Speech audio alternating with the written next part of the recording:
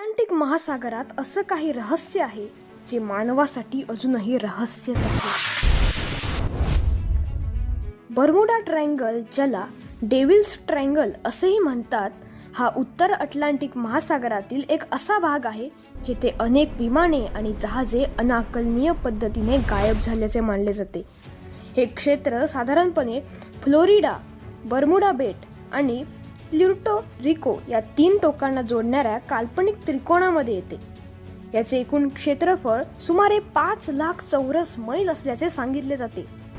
गेल्या 100 वर्षात इथे अनेक मोठी जहाजे आणि विमाने कोणत्याही खुणा न सोडता गायब झाली आहेत. 1945 मधली फ्लाईट 19 सुद्धा याचाच एक भाग आहे. हवामान: या भागात अचानक निर्माण होणारी चक्रीवादळे आणि रोगलाटा अत्यंत विनाशकारी असतात.